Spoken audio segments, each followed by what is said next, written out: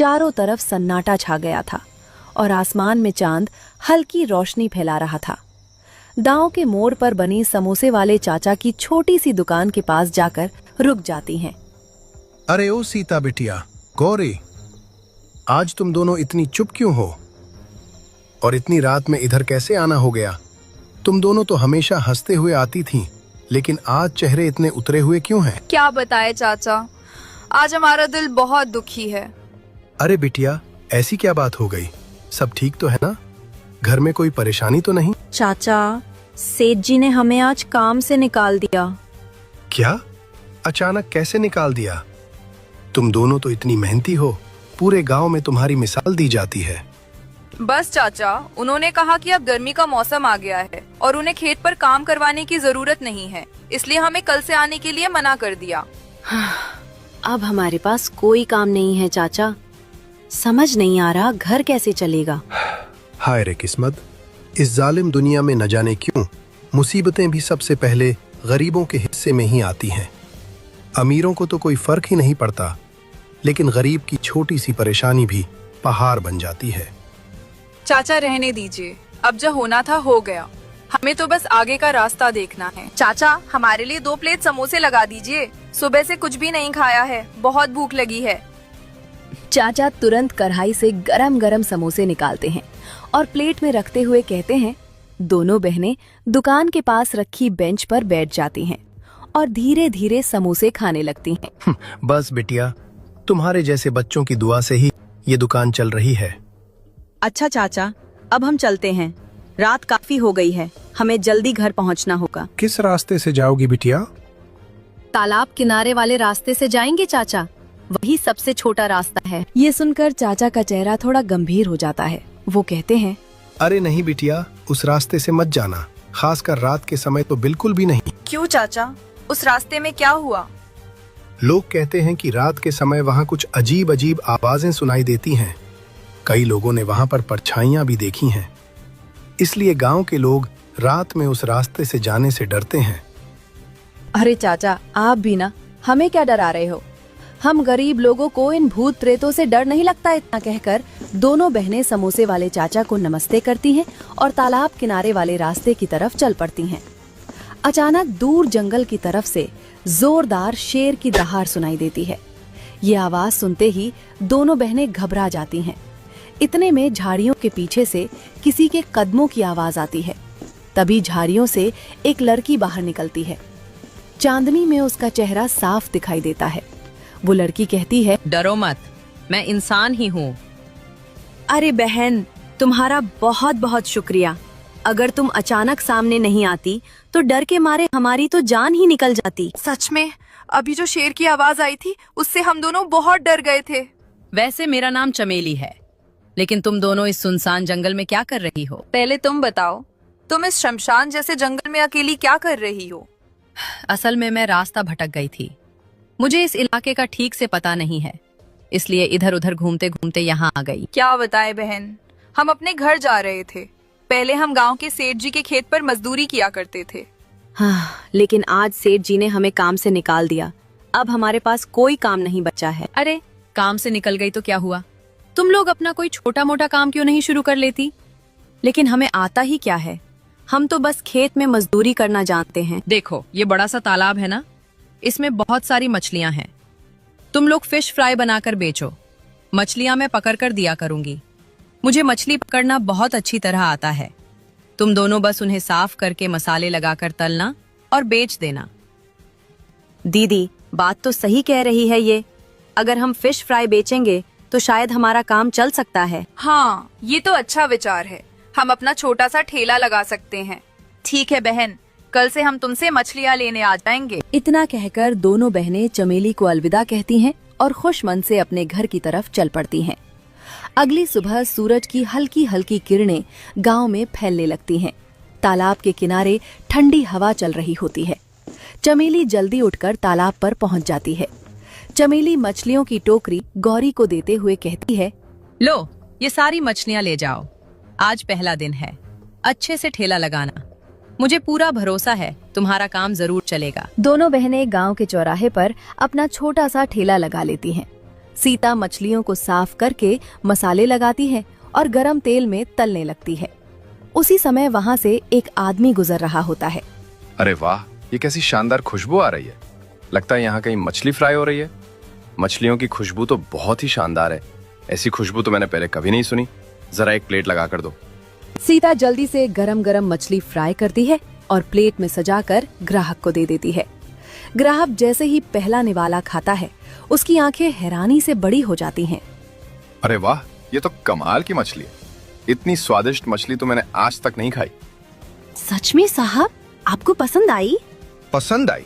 अरे ये तो लाजवाब है। मसाले भी बिल्कुल सही हैं और मछली भी बहुत ताजा है। बताओ, ये मछलियाँ तुम लोग कहाँ से लेके आती हो? मुझे भी बताओ। अरे नहीं साहब, ये तो हमारा छोटा सा राज है। हमारी खास मछलियाँ हैं। ये बात हम किसी को नहीं बताते।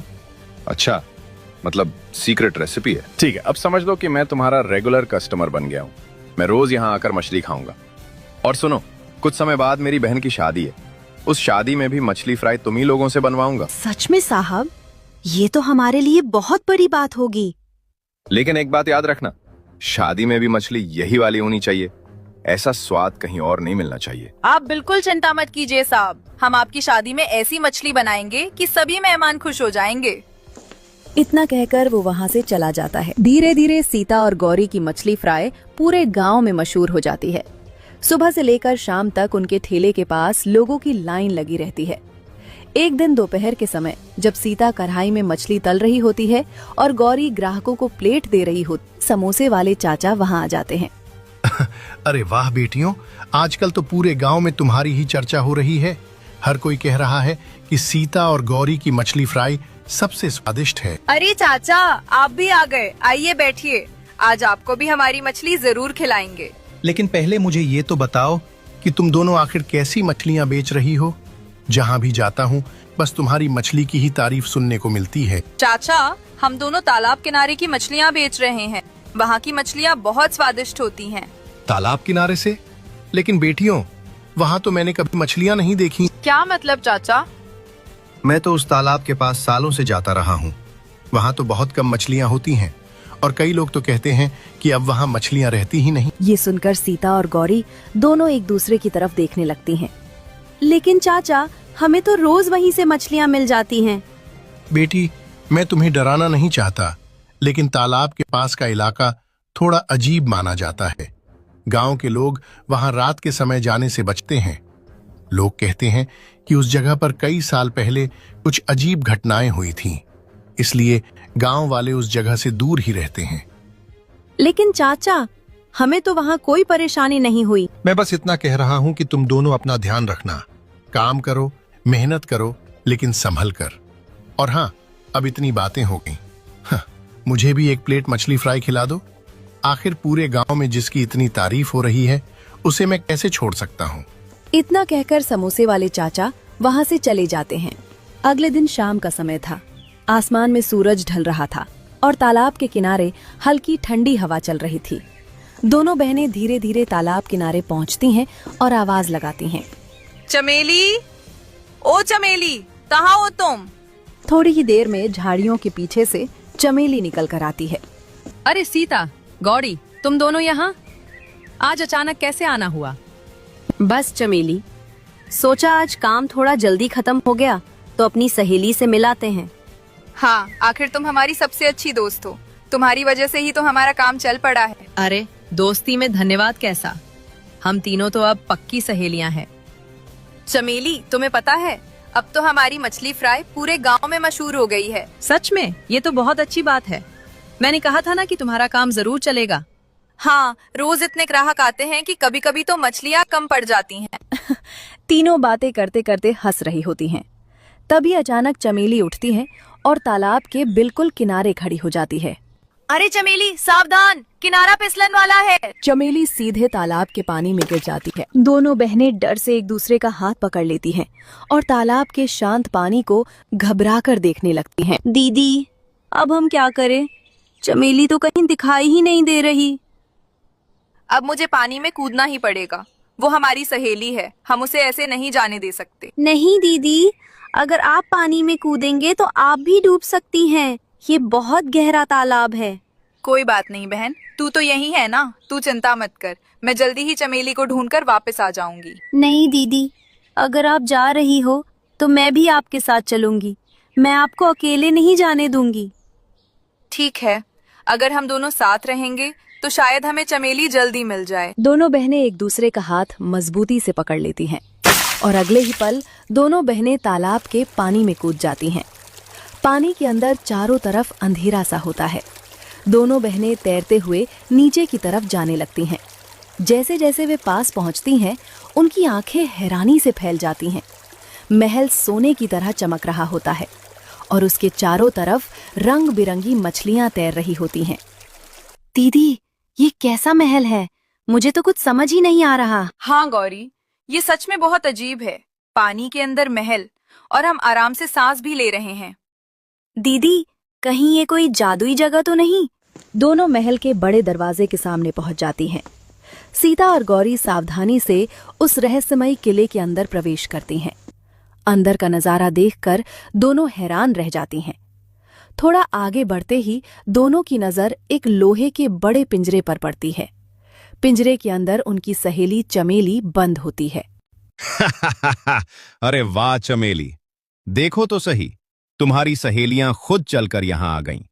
अब इन दोनों को भी पकड़कर मैं यहीं कैद कर लूंगा। तुम कौन हो और तुमने हमारी सहेली को इस पिंजरे में क्यों बंद कर रखा है? ये तुम्हारी सहेली नहीं है, ये मेरी गुलाम है और हमेशा मेरी गुलाम ही रहेगी। तुम किसी को ऐसे कैद नहीं कर सकते।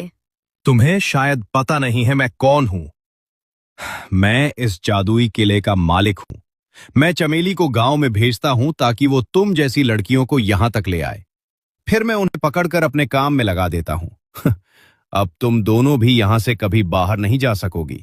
अब से तुम मेरे पूरे महल की सफाई करोगी और मेरी सेवा करोगी। सीता समझ जाती है कि ये आदमी कोई जादू जानने वाला बाबा है और सीधे मुकाबले से निकलना मुश्किल होगा। इसलिए वो चालाकी से बात करने का फैसला करती है। अगर आपको गुलाम की जरूरत है तो मैं आपकी सेवा करने के लिए तैयार हूँ। इतनी जल्दी मान गई? हाँ, लेकिन एक बात है, पूरे गांव में मेरी बनाई हुई मछलियां सबसे ज्यादा मशहूर हैं। अगर आप चाहें तो मैं आपके लिए खास मछली फ्राई बनाकर खिला सकती हूँ। अच्छा, तो जल्दी बनाकर दिखाओ, मैं भी देखूं तुम्हारे हाथ में कैसा जादू है। सीता तुरंत वहां रखे बर्तनों में मछली बनाना शुरू कर देती है। उसे मछलियों के बारे में बहुत अच्छी जानकारी होती है। उसे पता होता है कि किस मछली का कांटा कैसा होता है और कौन सा हिस्सा खतरनाक हो सकता है। वो जानबूझकर एक ऐसी मछली चुनती है जिसका कांटा बहुत तेज और जहरीला होता है। बाबा, आपकी मछली तैयार है। बाबा बड़े शौक से प्लेट उठाता है और जल्दी जल्दी मछली खाने लगता है। जैसे ही वो एक बड़ा टुकड़ा खाता है, अचानक मछली का तेज कांटा उसके गले में चुभ जाता है। उसकी सांस रुकने लगती है और वो जमीन पर गिर पड़ता है। कुछ ही पलों में उसका दम घुट जाता है। सीता को पहले से ही पता होता है कि उस मछली का कांटा खतरनाक है, इसलिए उसने जानबूझकर वही मछली बाबा को दी थी ताकि वो और किसी को नुकसान न पहुंचा सके। तीनों सहेलियां जल्दी जल्दी किले से बाहर निकलती हैं और तालाब के रास्ते ऊपर आ जाती हैं। जब वे पानी से बाहर निकलती हैं तो खुली हवा में सांस लेकर बहुत राहत महसूस करती हैं। इसके बाद सीता, गौरी और चमेली फिर से गांव में अपना मछली फ्राई का ठेला लगाना शुरू कर देती हैं।